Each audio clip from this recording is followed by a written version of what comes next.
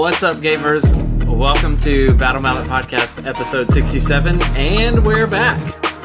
For anyone that isn't familiar, the Battle Mallet Podcast is the journey of three busy gamers playing games that they love and balancing life with those games. My name is Jerod Johnson. Tonight I am joined by Trace Alcapone-Hyde. What's up? And Jason Table Noob Murray. That was the longest moment of silence that you had before we started the show ever. It was so long, it was awkward. I'm glad I can finally talk. Oh my goodness. I know it's painful for you to not be able to talk, Jason. So I'm just testing you. I'm just testing you. So hard, difficult. No, it has been. You said I could talk now, and now you're trying to talk over me. I don't know where we are. We can just talk at the anymore. same time, and that makes for a really good podcast. Ready, set, go. No, so anyway, it's been 2.5 months since we've released an episode. We have all been crazy busy, so we are back to our regularly unscheduled recording, not schedule. But in tonight's episode, we are going to cover what we've been up to for the past couple of months. So anybody that doesn't really like our catch-up sections, check the show notes for the timestamps to get to what will be the meat of tonight's episode. Where we are going to talk about hashtag NewAoS, specifically around Spearhead, which has kind of captivated our local community for the past month or so. But before we get into that, we'll do like we always do, and we'll talk about what we've been up to.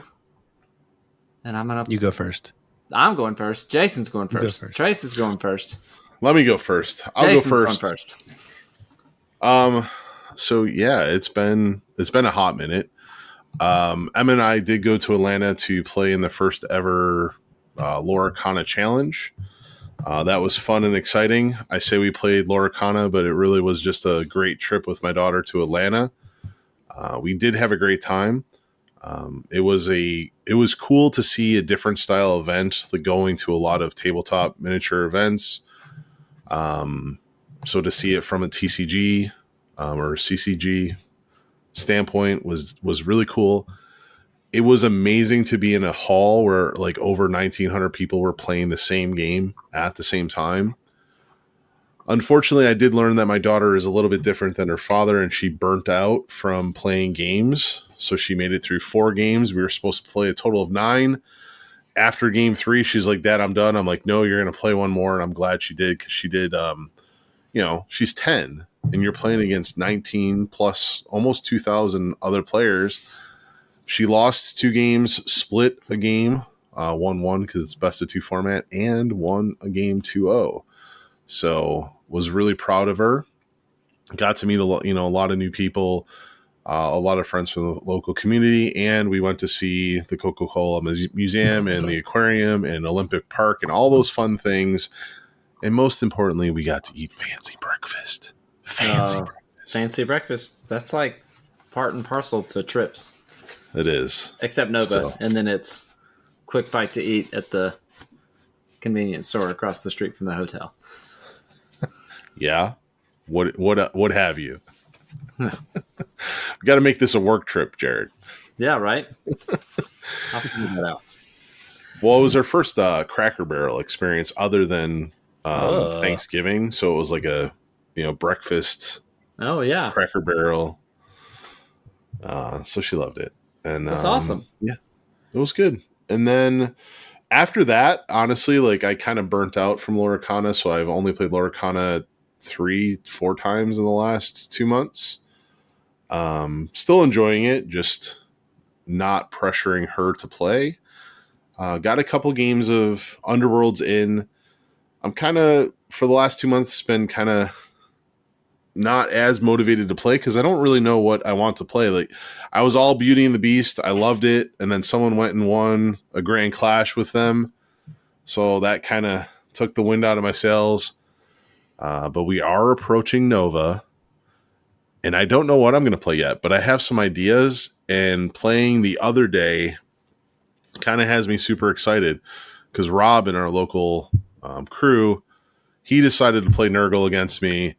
So he took pity on me, gave me the easy win. It was the most enjoyable game of Underworlds I've had in the last 2 months. Thank you, Rob, for letting me win 21-8. and now I just love the game again. Really, I'm all about winning. No, I'm just joking. It was a great game. It was a lot of fun. I played Thrice Full Discord. I've been playing Beauty and the Beast. I've been playing Zombies, the Electro Slide. But I think I'm going to change that all going into Nova. We'll just have to wait and see. And then speaking about Nova, we were just going through the schedule, kind of rearranging our schedules, making sure we're all aligned. And now I'm super excited. Why is that, Jason? Well, first off, because I had this whole project pending over my head. Like, I wanted to play Legions Imperialis, but we haven't played and I haven't painted. And, you know, I get enough deadlines at work. So the fact that we're just going to play Legions Imperialis is for fun. Maybe because I hit the refund button and it just refunded. But nice UI. Unintentionally. But I was prompted. You were not. I was not. I clicked it and bam, done. They just knew you didn't actually want to play in the event. They just knew. They were like, he is sure. We don't have to There's ask. no need for confirmation here. Just done. No need for confirmation. So I'm excited to play, like, at least bring the stuff and just do what we do and kind of work through a game or play a game at night or early in the morning. So that we've rearranged our MCP. So I feel a little more calm with that. Like, we're just doing the singles MCP. But as we're scrolling through the schedule, there is a Dice Throne event. And I love some Dice Throne. So I'm going to play in the Dice Throne. Although it might have to be Rapid Dice Throne, because I do have to get the Liar's Dice. But no, just looking at the schedule and seeing how many demos and board games and all this stuff that's there for us to partake in. And anyone that's listened to this show knows I love Underworlds. But the thing for me in Nova is really just going and trying new games. So yeah. I am jazzed. That's what I've been up to. Jerod, what's going on in your neck of the woods?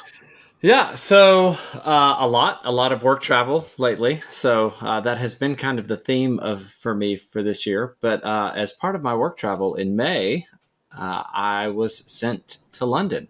And so if you're going to be in England, you might as well take the train up to Nottingham. So I made my way up to Warhammer World for a day after my work trip. And it was really cool. It was a lot of fun. Words aren't going to do it justice. I took some pictures.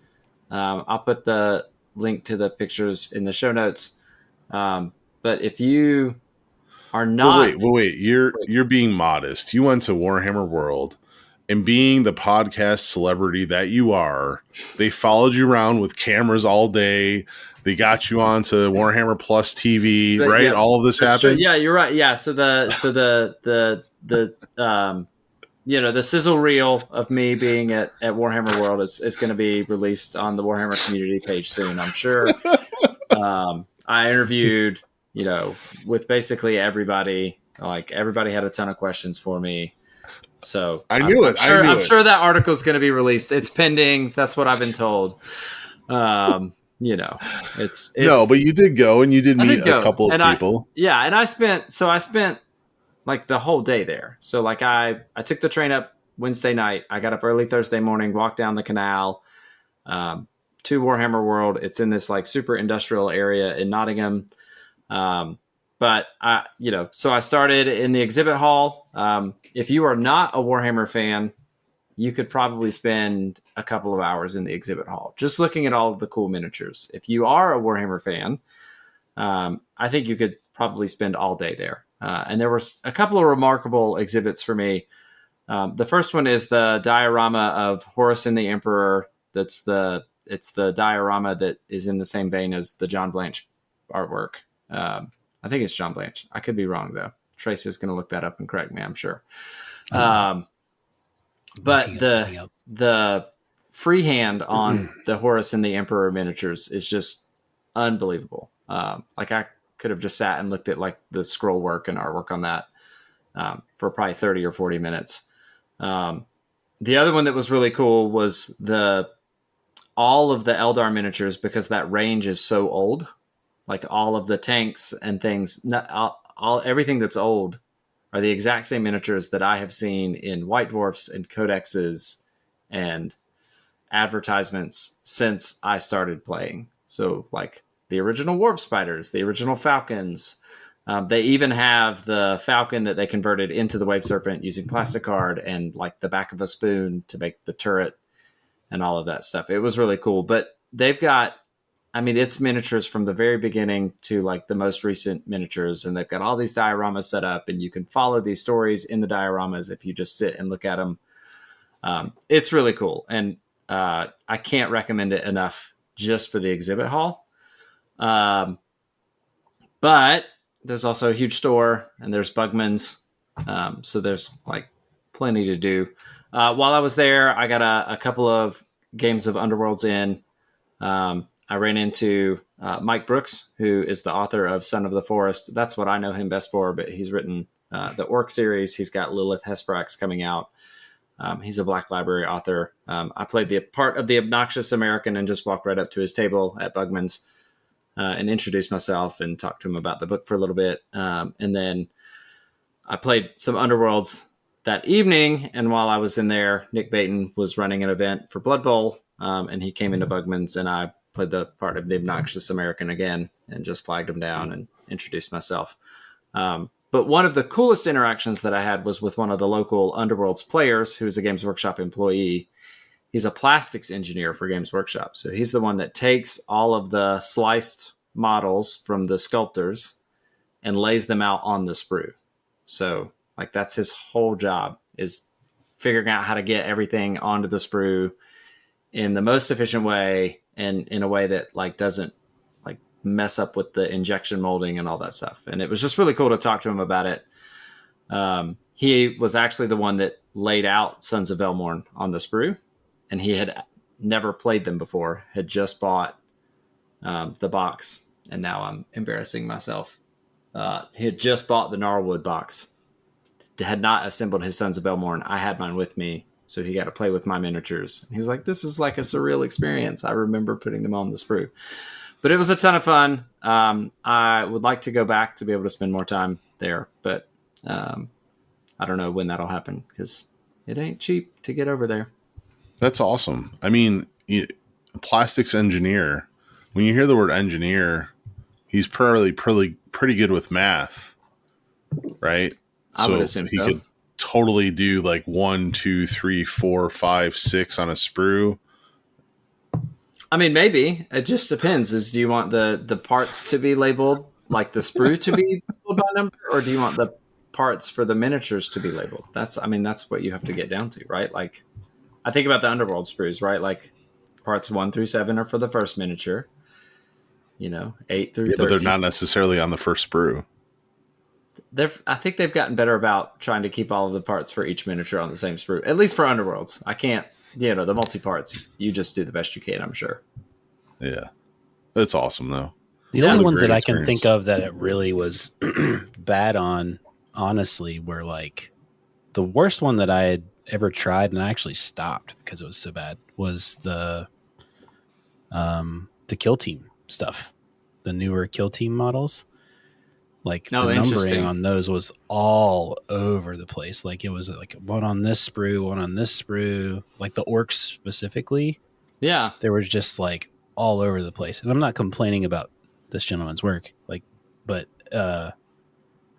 there's some kits that are just way worse than others. Yeah. But yeah. I think it's a struggle we've all had is trying to find part 17 on the sprue.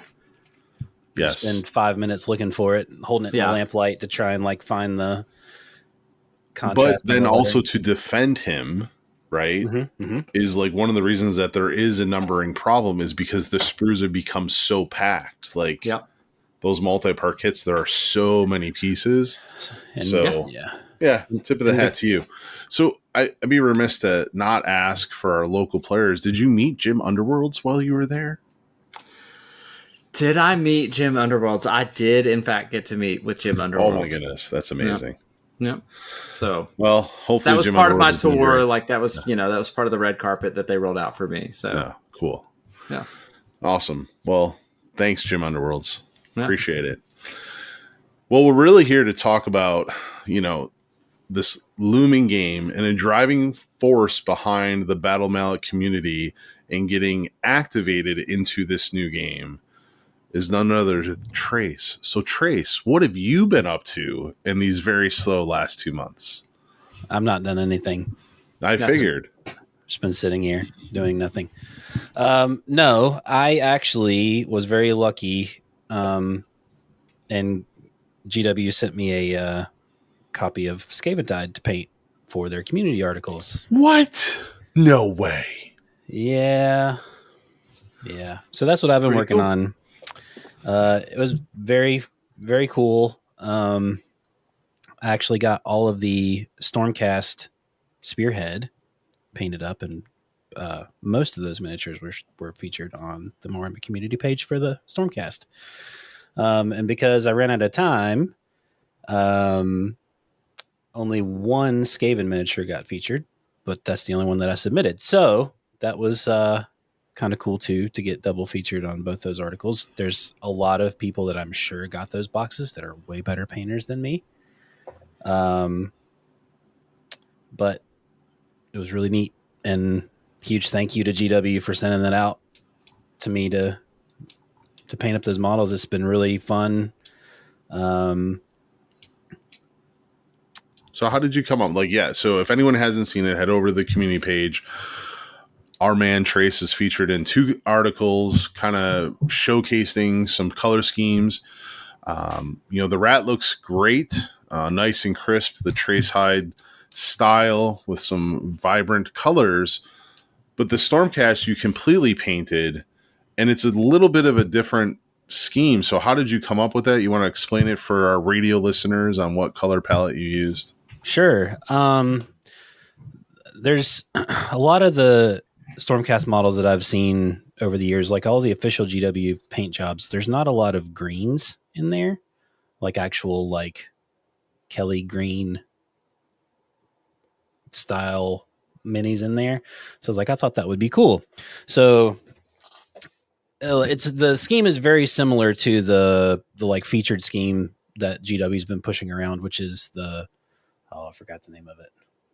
Hallowed Knights, I think is what it is. The Hallowed Knights. So it's like the silver armor with gold trim, and then they have blue in most of their fields, whereas I switched a lot of those blue fields to green. And I tried to paint them in such a way where they would be really easy to replicate and not use a lot of paints where possible. So it's really a dark silver base coat with a bright silver highlight over top. You can use an airbrush, or you can dry brush it. You can do whatever. But then everything else is really just utilizing contrast paints to get your differing colors. So all the trim is just Nazdrag yellow over top of your silver.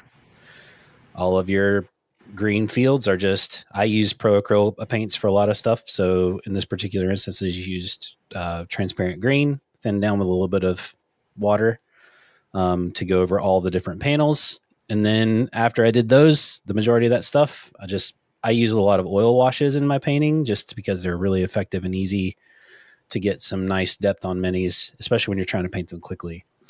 So oil wash the whole thing with like a nice brown oil wash, wiped all that stuff off. And so that's how you get some of that dark lining in the armor. It helps with the gold, it helps with the green, helps with the silver. So really, really easy techniques to paint with.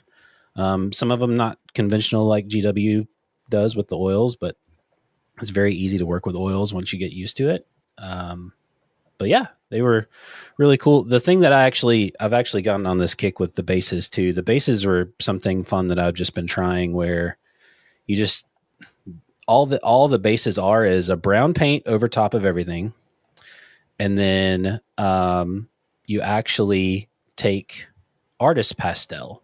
So I took artist pastel, which was like a really bright orange red color, ground it down and suspended it in some airbrush medium, and then just wash that all over the base. And then it gets this nice, super chalky finish once it's done. And they're super easy to do. So it was fun. I had a lot of fun painting them. And it looks like they'll fit right in on any Actually board. Yeah, it's right. Yeah. In a pretty quick way. Yeah, so that's cool. Very much so. Yep. But yeah, so I've been working on that quite a bit. I've played a couple games of Spearhead since I had the box. But that is a very fun system, which we will get into in just a few minutes, I feel like. But yep. But the other thing I've been working on my army for Nova, for the Old World, and also Legions Imperialis. The Legions Imperialis force is essentially done. Old World is everything's built. Most of it is based. I just have to get it all primed and painted. But I have a cohesive color scheme I'm working on that should be pretty easy to replicate and quick. Yeah, so that's mostly what I've been doing. I've not played a lot of Underworlds as of late because a lot of my Mondays have been taken up with family stuff. I think you skipped the biggest part of this. So first off, my favorite part of your Stormcast, they have like this metal reinforced armor now that goes down the middle of their helmets, which I do think is a great added feature because the original Stormcast just had this like emotionless mask on their, like it didn't grab me. But I do like that you brought that yellow down the center. Not everybody, does that. And I think that really added something to the miniatures. But you accomplished all this not on your normal, you were like on injured reserve. Yeah. Yes. So for those who don't live locally, I actually had surgery at the beginning of May. I had a bicep repair that I had to have done. So I was in a brace, and 2 weeks after surgery, I was in a splint, completely wrapped up, and then transitioned to a brace. And so for the majority of that time I was painting those Stormcasts, I was in a brace in my painting arm. So finding simple things to do was kind of key. So that was you persevered. They looked awesome. Yeah. Like you're half bionic. Yeah. I mean, what he's not sharing is that he hurt his bicep wrestling a gorilla that escaped from the zoo. But we'll talk about that a different time. So yeah, if you come to Nova, we'll share that story. Yeah, right. No, so some great stuff going on out there, and really like that you kind of alluded to it, sparked what we wanted to really talk about tonight, and that is the new edition of AOS coming and what has taken a hold of the Battle Mallet community. If you're not part of it, please join our Discord, especially if you're local in the Raleigh area. But like we have a lot of people painting spearheads. So I would like to know, as someone that has tried AOS a gazillion times and never grabbed a hold of me, Mr. Trace, what is the most exciting thing for you about Spearhead? Just how fast it plays and how it incorporates a lot of things that we are used to in Underworlds into it a little bit. So like you have a card deck, which is kind of like, you remember when we used to play 40K back in the day and we used to love playing the random Drunken Commander. The Drunken Commander. Maelstrom of War. Maelstrom, yeah. So there's a deck of cards in the game, and that deck of cards is there's 2 universal decks that each player gets. And then there's a separate deck that has a bunch of environmental board unique effects in there. The thing that I think that you would like about Spearhead is the fact that those objectives that you draw are also almost like ploys. So you can activate those at certain times of the turn, or if you don't have a good way to take advantage of that, you can just try and score the card. So they count as your scoring and as abilities. So you have to make a decision about whether you want to try and score the card, or if you want to just say, okay, I can't score this, so how can I use this card to my advantage so I can draw the next set? So there's a lot of it's a very elegant system, in my opinion. as to how you can make decisions, and those decisions are what make the game fun to me. The board is smaller, so it's not like it's not like a 4x4 or a 3x3 or whatever. It's on a kill team board, but you're still playing with a significant number of miniatures. It almost plays like a very boutique board game now, like high level boutique board game versus how, like, I don't know, something like Warcry would play.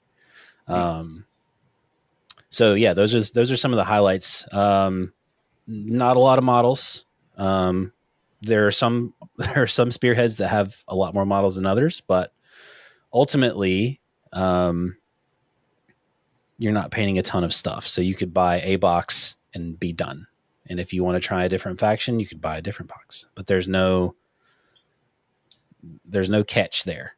Like, you buy the box, the rules are pretty balanced across all of them from what I can tell. So it feels like a more effective version of what GW wanted Combat Patrol to be, in my opinion. So awesome. Yeah. So that leads me to Jerod. Is that your favorite thing about Spearhead, or do you have something else? Well, I mean, Trace named like 3 things that were his favorite thing about Spearhead. I didn't think Jerod was going, but anything different. Yeah. No, so I'll just reiterate the cards that come into play. I think the thing that is kind of the best about it is how it is really like an introductory but complete version of the new Age of Sigmar. Mm-hmm. It's introductory in that the scale is smaller than a true, like, full size war game, but it uses the basic same core rules. The profiles are the same for your miniatures between Spearhead and between Age of Sigmar. So it still plays like a war game. Like, don't come into this expecting, like a Dice Throne or, a Rim Racers or, the other miniature / card adjacent. Don't come into this expecting Underworlds, because it still plays like Age of Sigmar. But the difference that the cards make, that agency that you get, do I want to try to score these points, or can I use this right now, this ability that this card gives me, instead of trying to score the points to change the game state drastically, is a lot of fun. It is random. Sometimes you get lucky and you're like, oh, I just need to capture this objective that's next to me. Or you draw another card and you're like, oh, I have to go capture the objective that's on the other side of the board. I guess I'm just going to use this ability this turn. The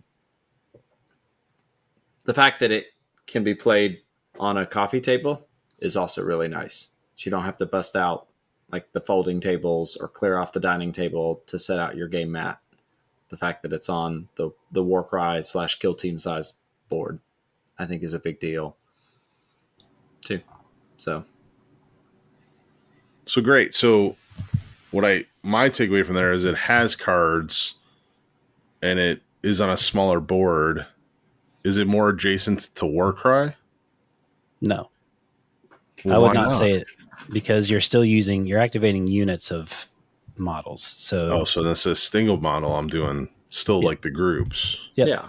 But okay. But typically, if you're looking at it from like a Warcry perspective of activations, quote unquote, like most of the teams have 4 to 5 units in them, is about the average. So like you're not spending a whole lot of time. The biggest thing that you're going to spend your time on is trying to make your plan. And I think as you play more and you understand what's in that deck, once you've played enough games and you've got that deck essentially memorized, because once you've played it enough, that'll be like, I haven't drawn this one, I know it's coming, right? So you can kind of plan for your future turns. Whereas the games that I've played, it's been very reactive. Yeah. So you have to kind of think through that and think, okay, this is what I have in front of me now, but I don't know what's in my deck already. Yep. And then the twists are fun because the twists are different for both sides of the board. So you have a Gyran and an Akshi side of the board, both of which have a twist deck. The decks are similar, but not exactly the same. So you may have a twist that says each player selects a objective. During this battle round, each of those objectives scores an additional victory point at the end of a turn. So if you hold both of them at the end of your turn, you get 2 extra victory points. So it still keeps score similar to Age of Sigmar 2. But the way that you score those things is off of your deck and off of holding one objective, holding 2 objectives, or holding more objectives than your opponent. So there's the base scoring and then all the card stuff that you can score. Yeah. Cool. All right. So I have one more thing to add. Okay. About what I like about it. And I think it gives both new players and existing Age of Sigmar players an easy way to pick a faction that they have no desire to collect a full army for, but a faction that they have a desire to paint some miniatures for and buy something off the box that is usable in a complete game. So previously, like if you bought the Vanguard or you buy the Combat Patrol, like Combat Patrol feels kind of like, and I'm cribbing from Rob in our conversation this past week.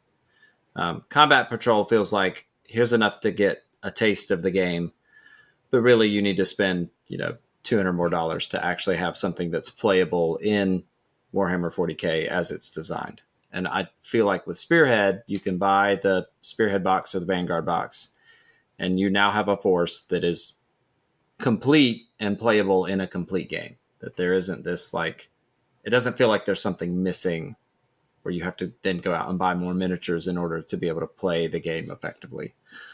So for me, I got to buy the Sylvaneth, and I like the Sylvaneth models. I don't have a desire to own a full 2,000 point Sylvaneth army. I don't know that I even have a desire to add any more to what I've got, but I'll paint these up and they'll look cool and they'll sit on my shelf and I'll be able to use them in Spearhead when I want. But it works and I can just stop there. Now I may end up spending the same amount of money because I'm going to go out and buy, 2 or 3 more Spearhead boxes by the time it's all said and done, but I'll have 2 or 3 different factions that I can play with. And then that lets me introduce other people to the game because I can say, you don't need anything. Pick from these 4 armies. What do you want to play? And that's where it starts to feel more like a board game.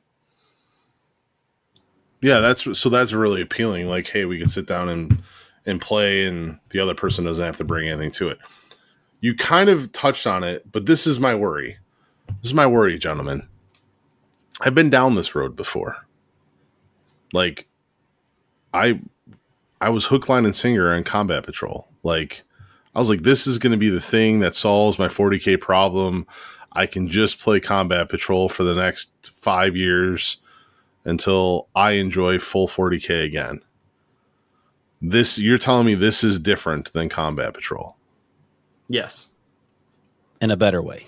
Yes, absolutely. It feels like a complete thing, and it feels like they have done the work. I listened to the interview from one of the lead designers for Spearhead that's on the Warcom site.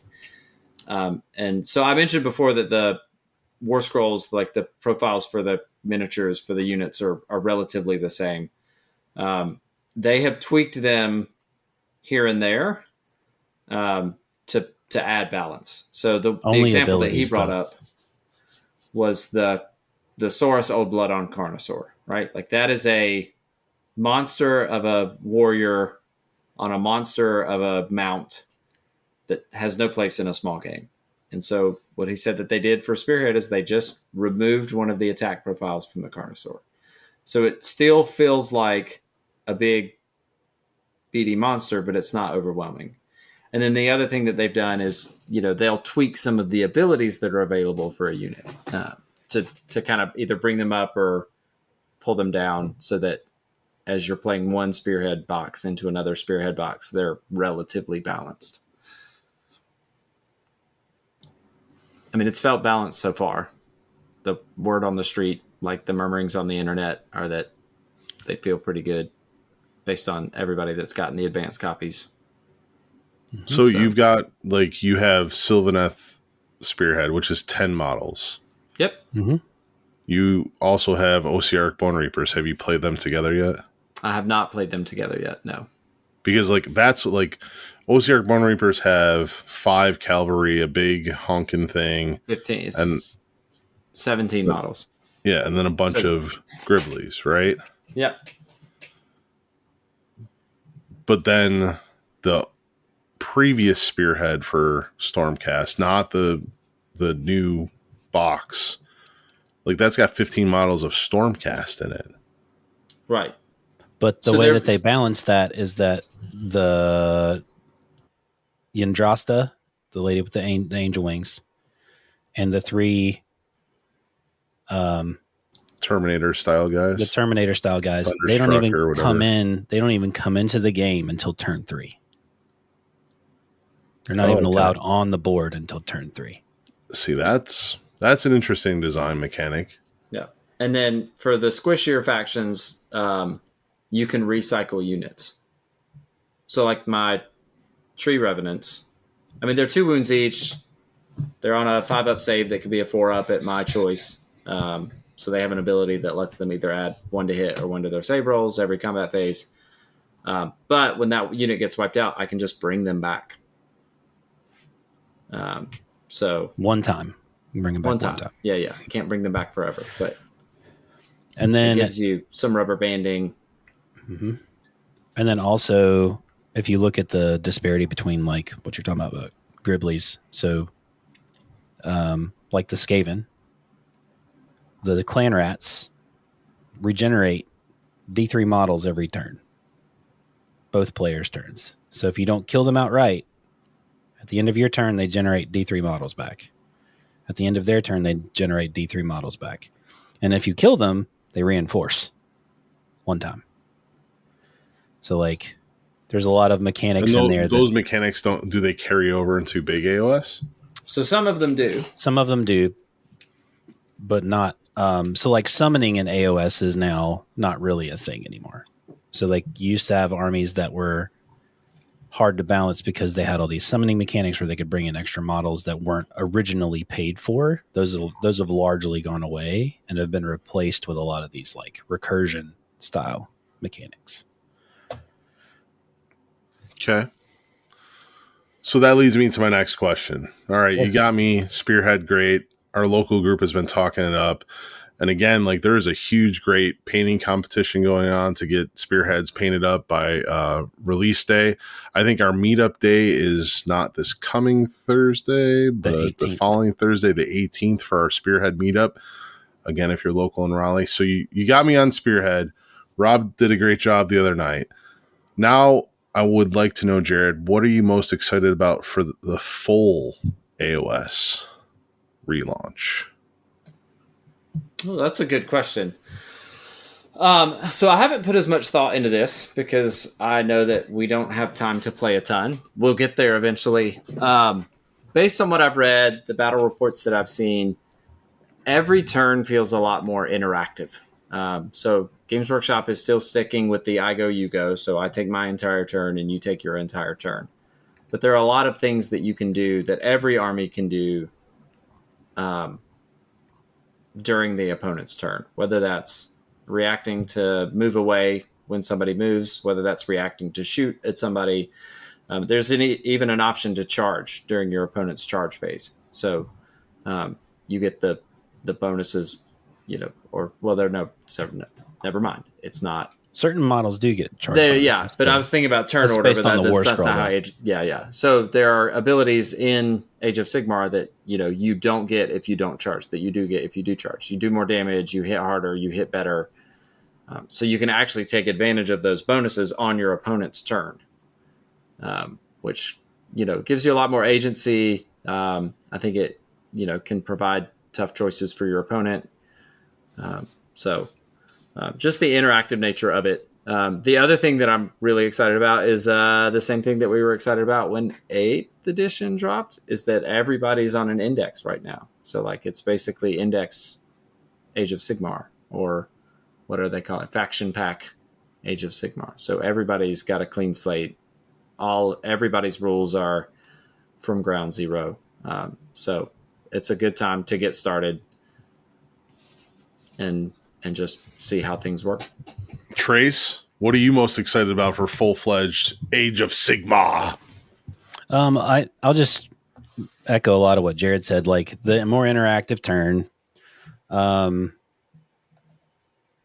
What I can really say is, like, if you played AOS 3, you're going to be able to play AOS 4 pretty quickly without a whole lot of adjustments. So the continuity of rules outside of some adjustments and like the way that the stratagems or the, the battle abilities or whatever they're called work now. Outside of those things and those nuances, you're going to be able to get up and running pretty quick. And if you're a new player, what I really like about the way they've done this edition is you have so many different ways to learn how to play the game. So like you could buy the Skaventide box and learn how to play Spearhead, and you're going to have a very easy time transitioning to AOS 4, the big game.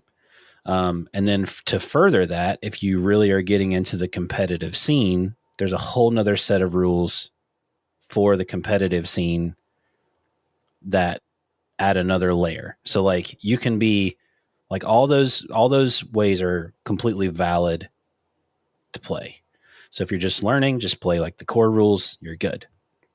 And if you're practicing for a tournament or practicing for an event or league night or whatever, and you're playing match play rules, then you have the General's Handbook, which also has all the core rules in it too. So you don't necessarily have to buy the core book if you don't want to. You can buy the General's Handbook and play with that and have everything you need in one small tome too. So there's a lot of the compartmentalization of it is what really has me excited. You can play whatever way you want to play, and there's a lot of support for all of those. Okay, Trace. Not Spearhead, full-fledged AOS. What army are you looking forward to getting on the table first? Blades of Corn. Blades of Corn. Why? Mostly because I have a ton of minis that I'm going to be painting that are going to be for Old World as well. So I'm kind of double dipping a little bit, and so I'll have a lot of Corn Demons to play. I just want to play some smashy stuff, and Blades of Corn want to do that.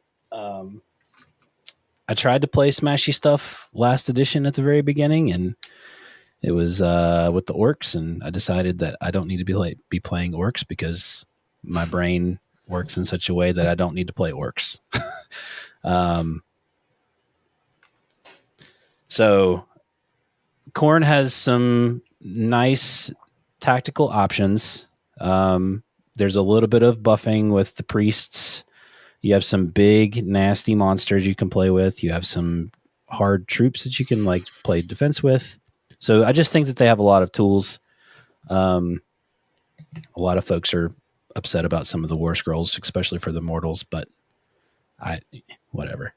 Don't complain till you play. So, that's kind of my perspective on it. Like, I have pretty much everything. I think the only thing I don't really have in my arsenal right now are some Skull Reapers, which are like the mutated dudes from when the world ended.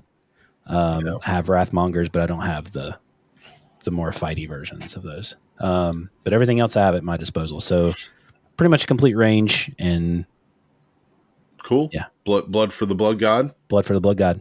Now, Jerod, I know you're going to play Osiarch Bone Reapers because that's the army you have. Yep. So your question is, what specific unit are you looking forward to getting on the table with Bone Reapers, and why? Like, what has changed that has you excited for it? The catapult, the Mortar Crawler. Yep. Just one?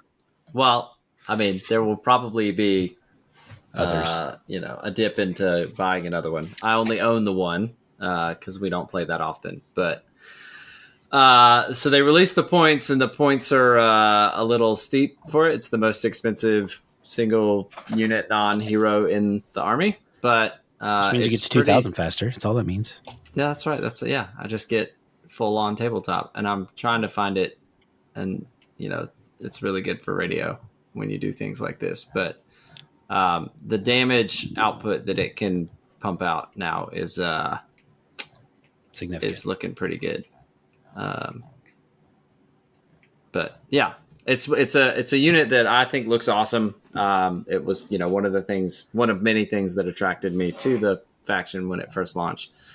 Is who doesn't want like a giant catapult made out of bones and skulls and things. But it has always been a little lackluster in the game, more or less since the start. So I'm excited to see how it works itself out going forward. You know what that means, right? What's that? What's it mean? That means they got too many and they're trying to sell them. Yeah, that's fine by me. I'll take it. Yeah. Well, really cool. It's all sounds very, very exciting. I'm again glad to see that the community has grabbed a hold of this and looking forward to some games. So there's currently 21 spearheads that I see that are on the GW website. They're not all available, but there's 21. Well, I guess there's not 21. There's 21 minus 2, so there's 19 spearheads available because there's some endless spells in there. If you could rework any of the spearheads, like and introduce a new box with like cool models in it, or is there not a spearhead that is existing of these 19? What would you want there to be?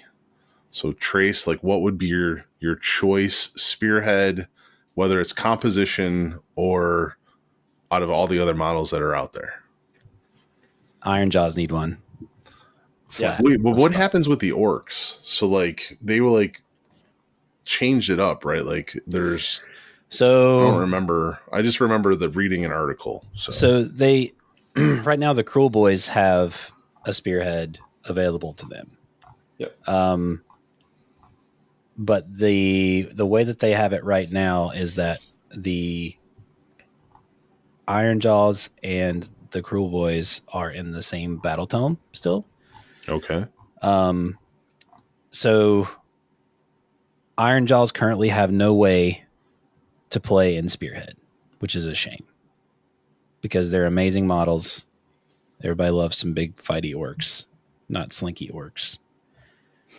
And you want brutal orcs, not cannon orcs. That's right. So you just want the brute orcs to have a spearhead. You wouldn't want to like remake the Orc War Clan spearhead and have a little bit of both?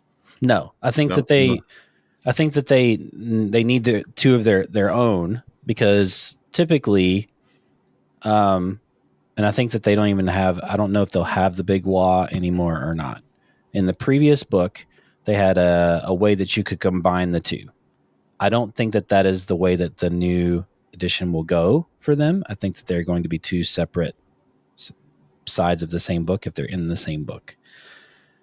The way that it looks right now, I think they're positioning for the Auric War Clans to be split into a Cruel Boys book and a Iron Jaws book. Is how I think. Hopefully we see it. I mean, we'll see if they add to Spearhead or not.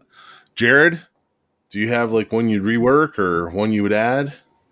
I want Dragon Spearhead for the Stormcast so that Jason will play. Also, so that I can buy like like 3 dragons and own them, but not feel obligated to build out a full-fledged Stormcast force again. To have a playable army. I just sold off all my Stormcast. I know. Well, not all. I still have I still have some for Warcry, but I would just what I would hope for, or like Dark Oath. Well, Dark Oath maybe. I would like a Rivals of the Mirrored City, where just all the Shadespire war bands just like here they are in a spearhead. Bam. There's Grand Alliance, Death. Yeah. Warhammer Underworlds war bands. Is there not a vampire spearhead? There is. There's a Soulblight Gravelords. Soulblight Gravelords. There is? Yeah, there is. It's 5 Blood Knights, a Vampire Lord, 3... Some zombies. It's not on the website. It's so 10. That's why I asked. It's skeletons. It's like 20 skeletons or 10 skeletons or something like that. The Vampire Lord, 5 Blood Knights, and 3 of the Vargeists. Yeah. The bat dudes, big bat dudes. Yep. Well, then the filter might be wrong because I literally clicked Age of Sigmar start here, and this is what we got. But it may not. Well, it may not be available. Maybe. Anyway, well, cool. Yeah. There's every faction that has a book outside of those that have like dual armies within the same book have representation, which is cool. It's awesome. Even Gargants. Oh, you buy 3 baby Gargants and you're done. The Gargants. Yep. You don't need the mega ones, thankfully. That'd be a lot. Silliness. It's a lot of beef. I can't believe that. I would like to see how that plays. Here's my 10 model. Yeah, 10 model Spearhead against 3 Gargants. Just don't do it. It'd be like bringing Night Titans. Yeah, it doesn't look like the Vanguard / Spearhead box for Soulblight is in stock right now. It's not even listed. It's not even listed on the website. Yeah. So I don't know. You heard it here first. New Soulblight models inbound. Or they're just packaging them a different way, one or the other. Yeah. Repackaging them as a Spearhead box instead of a Vanguard box. They've done that for a lot already. They've done that for a lot already, actually. They have, yeah. The badging has changed already. So when they did the price increase, when those restocks happened, a lot of those boxes got renamed from Vanguards to Spearheads. So those are already available on the shelves as Spearheads. I still stick by what I said. You heard it here first. Sure. New Soulblight Grave Lords Wave inbound. Well, do they have rules? The reason I ask is because I did like when they redid that range. So I was like, yeah, it's weird that they don't have one.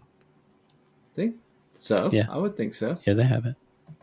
They have rules for Spearhead? Yeah. The Soulblight? Yeah. Cool. You just got to track down a box on eBay or something, Jason. Yeah, no, a pass. That's a hard no, thank you. Yeah. I actually think Game Theory has one. Game Theory Wake Forest has one. There you go. You don't have to go to eBay. No, Jerod, you already said that you're just going to buy them all. You said what I heard was Jared's buying all the Spearheads, painting them all, and then just inviting us to play. That's what I heard. You get your ears checked. Oh, okay. Well, gentlemen, all of He-Man. So there you go. It's only fair that Jerod buys all of the GW games. Okay, it seems fair. Yeah. Sign me up. Well, fantastic. Thank you both for sharing your excitement for the new Age of Sigmar. And again, thank you, GW, for sending my man Trace a preview copy so he could get it painted and we could have a little bit of a conversation. Appreciate it. Yeah. Awesome. With that, we're going to take a quick break and we'll be right back to close out the show.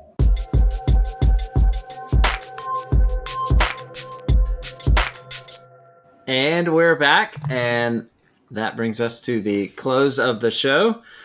So we want to say thank you for listening. Again, we'll just throw another thank you to Games Workshop for sending Mr. Al Capone a copy of Skaventide to get painted up.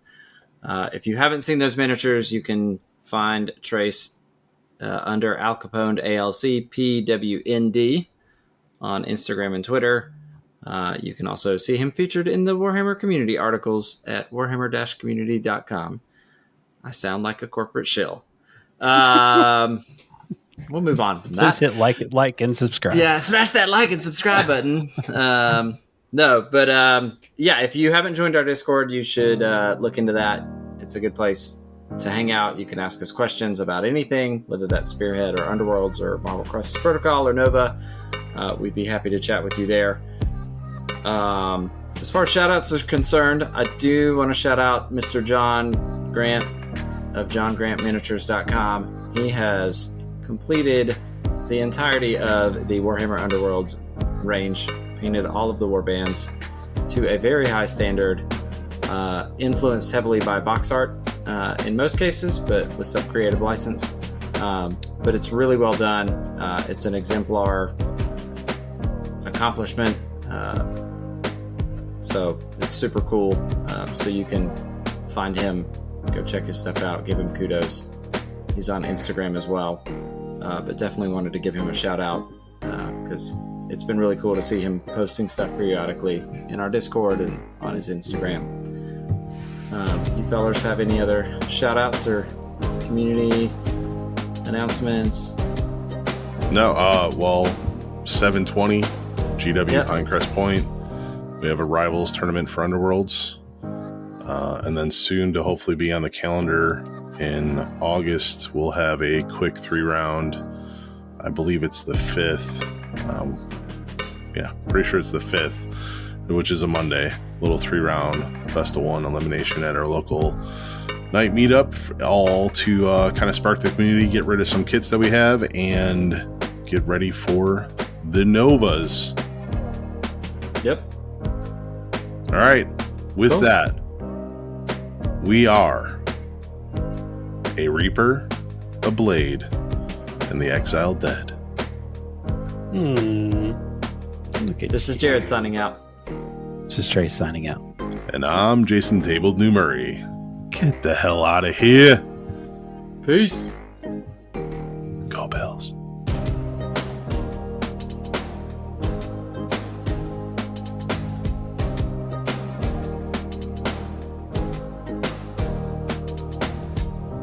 The Battle Mallet podcast is protected under the Creative Commons license. If you have further questions as to its use, you can find more information via links on podcast.battle-mallet.com.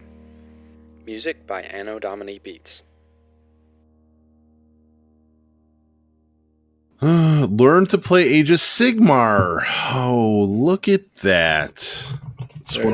There's one ticket left. I'm signing up. That's Kids Hammer, Jason. What are you saying?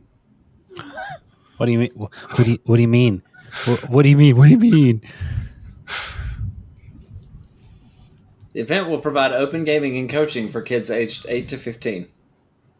Jason is clearly a 15-year-old. Yes.